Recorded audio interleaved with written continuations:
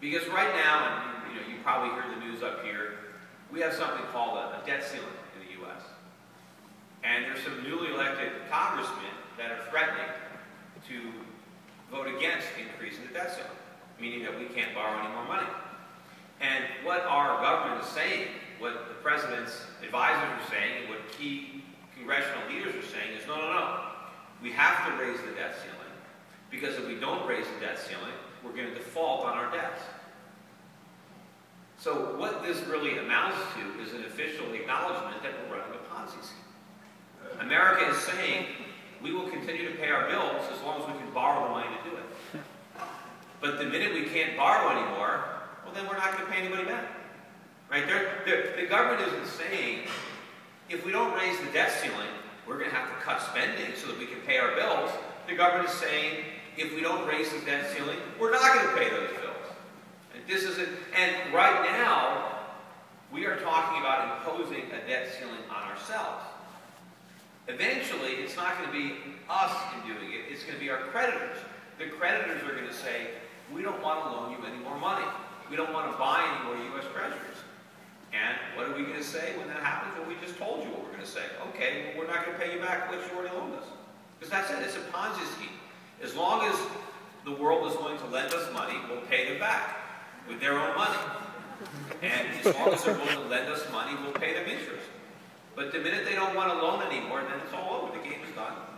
And so this is what's going to happen. And what's going to precipitate this? It's going to be a rise in interest rates, and it's going to happen. I mean, you can see interest rates are already rising.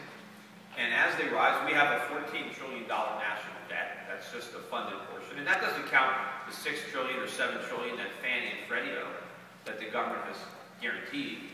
It doesn't count all the money that the states owe, that are, who knows, maybe the federal government's going to step in and start bailing out the states. And it doesn't include the tens of trillions of unfunded liabilities, because they don't have to make interest payments on those unfunded liabilities yet. Unfunded liabilities also include guaranteed student loans. We're going to have a wave of student loan defaults, and so that's going to require government bailouts, credit cards. There are a lot of financial crises that are coming where the federal government is going to be riding to the rescue with bailouts. So all that is additional debt. But if you just look at the $14 trillion in the funded liabilities, right now the government is paying in interest on that $14 trillion less than we paid 10 years ago when the debt was less than half the size. Well, why is that? That's because it's all financed with treasury bills. We've got, I think, $8 or $9 trillion of government debt coming due in the next year alone that we have to refinance. And our national debt is now growing by about $2 trillion a year. That's how much bigger it's getting. Now, the reason that we're able to sustain it is because the rates are low. Well, when the rates go up, it's an entirely different picture. We're only collecting about $2 trillion a year in federal taxes, yet the government is spending close to $4 trillion a year now, right? $3.5 trillion, a little more.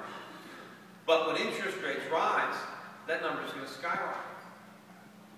But the problem is, when interest rates rise, the economy is going to go back into recession, and so tax collection is going to fall at the very time when government expenditures are going through the roof. When interest rates rise, U.S. banks are going to fail again. The government is making a big deal about how we bailed out all these banks. Well, they're not really bailed out. It's kind of like if you went to a doctor and the doctor said, hey, I saved you, you're in great shape. And you look around, you see that your heart is plugged into a machine, your liver's plugged into some kind of machine, your kidneys are plugged in, you're being fed through tubes, air is coming in. And you say, well, what happens if you take out these tubes? Well, then you're going to die.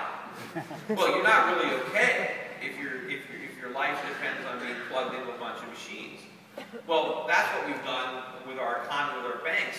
They're only around as long as the cheap money is there to sustain them. But it can't.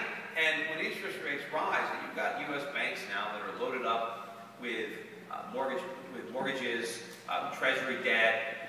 All this stuff is long in duration, but very low yielding, 4.5%, 5%, 5.5% paper. That's okay when they can borrow from the Fed practically zero, right? And they can make that spread. Right? There's a lot of profits that they're making. And of course, they don't waste any time bonusing out those profits to themselves. They don't really give much to the shareholders. But all of a sudden, what happens when interest rates go up? And now all of a sudden, what if interest rates are 5 or 6%, 7%? And they're only earning 4 or 5%. Well, now they're insolvent. Right? Now they're losing a fortune. And what's happening to the value of their assets? Well, their assets are plunging. Because what happens in the U.S. real estate market when mortgage rates are 8, 9%? Well, it completely implodes. Because people can't afford to pay those prices if mortgage rates are that high. Prices can only be high as long as the payments are low. So real estate prices plunge, and then these banks are all imploding.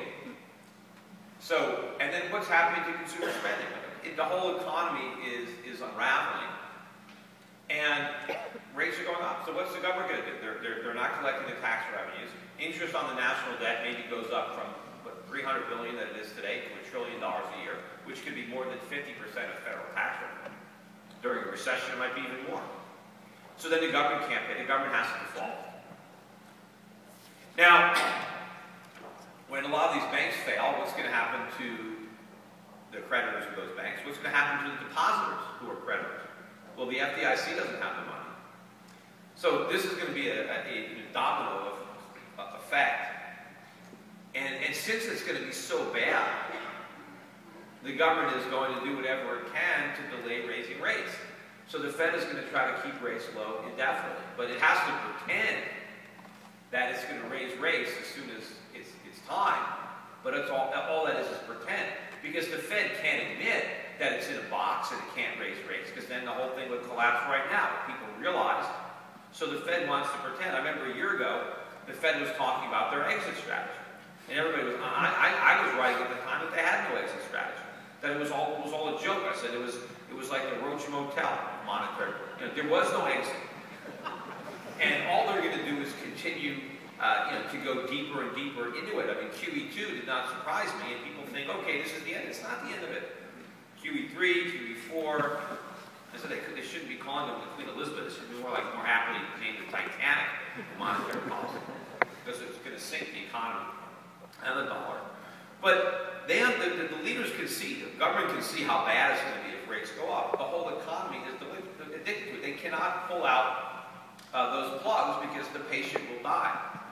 So now, what is the consequences of leaving interest rates low? Well, the consequence is inflation runs out of control until the point where you can't stop it. And you can already see this happening. Food prices right now are at record highs. They're higher than they were in mid-2008, when, before everything hit the fan, when apparently all the global economies were all growing strong. Food prices are higher now than they were then, because they are more receptive to the inflation. But it won't be long before energy prices are at record highs, and industrial metal prices, some copper hit a record high, but other metals are not there yet. Certainly the precious metals hit record highs. They're higher than they were. They're also very inflation sensitive. You can see the inflation problems in China. China is experiencing rapid inflation, and it is a problem for them.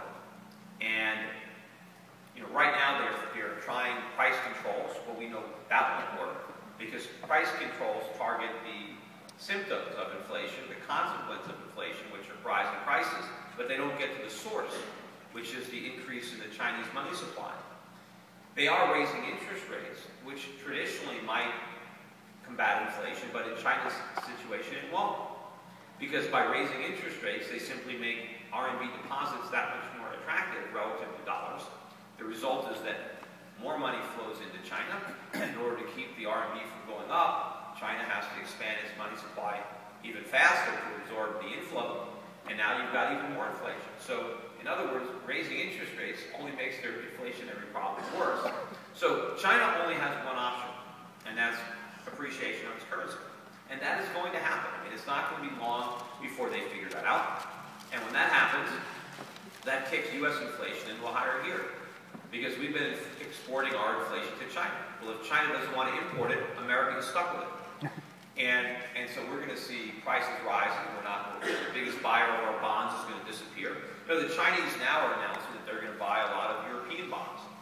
They're going to buy that with the money that they would have put into American bonds. But and now they're deciding to bail out Europe instead. I don't think they have the resources to single-handedly support 2 continents.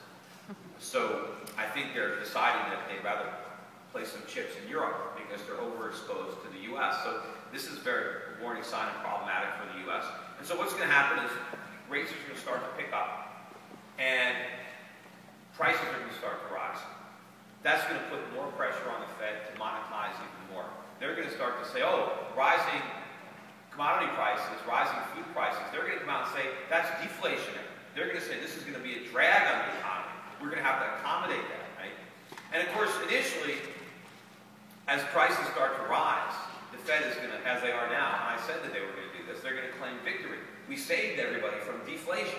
And thank you very much. Thanks for saving me from being able to buy things for less. Yeah, that would have been horrible. So thank you. Thanks to the Fed, we get rising food prices and rising energy prices and rising health care and rising instead of the falling standard. But they will say, hey, you know, we saved us. We saved the economy from deflation. In fact, we need to make inflation even higher just to make extra sure that we don't slip into deflation. But then at some point, it's going to be obvious that we've got too much of what they consider to be a good thing. We didn't just get a little bit pregnant. We're there. And so then the Fed, of course, they can't do anything, right? They can't raise interest rates, so they have to, you know, pretend. But then the cat's out of the bag. When inflation is getting worse and the Fed is still sitting on, you know, 0% rates. Now, they might try to raise rates a quarter of a base, you know, 25 basis points, just a little teeny increase, just to pretend they're doing something. But that's not going to matter because inflation will be accelerating faster than those little rate hikes. So the nominal level of rates doesn't matter. It's the real rate. So even if the Fed is raising rates, but inflation is rising faster, rates are being cut. And so it's not going to work. And so the Fed's going to have to buy more and more treasuries and to keep the rates from rising. But the problem is the more treasuries it buys, the less attractive they become because it has to create the money to buy them. So it creates inflation to buy bonds, which diminishes their value, which lessens their appeal, so they have to buy more. But the problem is, so the Fed is buying treasuries, it's able to keep treasury yields down. But then what happens is other bonds that they're not buying start to really rise. And that starts to choke off the economy because now municipal bonds are rising. Now when the muni bonds start to rise, there go to states. The states are hanging on by, you know, with just low interest rates. But a lot of U.S. states are insolvent. Their budgets are just complete fantasies. They're like, you know, a combination of, you know, Greece meets Enron.